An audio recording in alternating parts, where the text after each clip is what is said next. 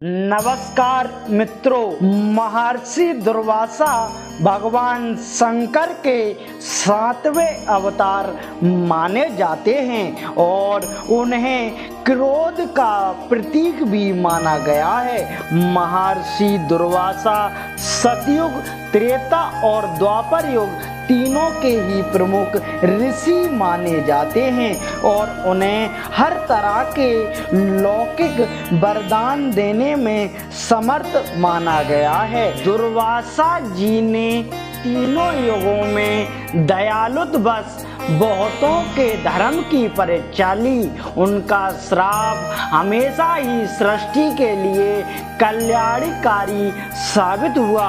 जहां सतयुग में उन्होंने दयालुत्व बस के राजा अम्बरीश की धर्म परीक्षा ली थी, वहीं त्रेता युग में भगवान राम और द्वापर युग में भगवान कृष्ण की भी धर्म परीक्षा उन्होंने ली थी। शिव पुराण के अनुसार महर्षि दुर्वासा अत्रि मुनि और सती अनसुईया के पुत्र थे। महर्षि अत्रि भगवान ब्रह्मा के मानस पुत्र थे।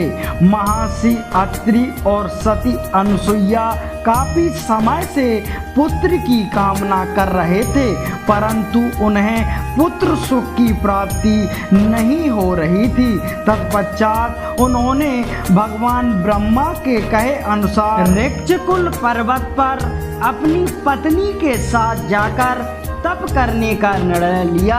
उनके तप से प्रसन्न होकर भगवान ब्रह्मा, विष्णु और महेश तीनों उनके सामने प्रकट हुए और कहा, हे मुनिवर, आप किस चीज की लालच रखते हैं और आपके इस कठोर तप का क्या कारण है? अत्रि मुनि, हे भगवान, आपसे क्या छुपा है?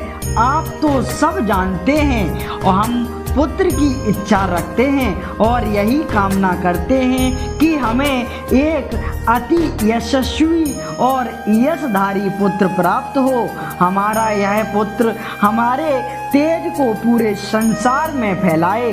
ब्रह्मा, विष्णु और महेश तथा यशु कहकर स्वर्ग लोक की तरफ प्रस्थान करते हैं। त्रिमूर्तियों ने उन्हें वरदान दिया कि वे स्वयं उनके अंश बन के उनके पुत्र के रूप में उन्हें प्राप्त होंगे। सती अनसुईया और अत्रि मुनि की कामना के अनुसार भगवान ने उन्हें वरदान दिया कि उनके पुत्र त्रिलोक में विख्यात होंगे और अपने माता पिता का यश बढ़ाएंगे। कुछ वर्ष पश्चात सती अनसुईया गर्भवती हुई और उन्हें पुत्र के रूप में ब्रह्मा, विष्णु और महेश के अंश प्राप्त हुए। ब्रह्मा जी के अंश से अनसुईया के ज्येष्ठ पुत्र चंद्रमा उत्पन्न हुए।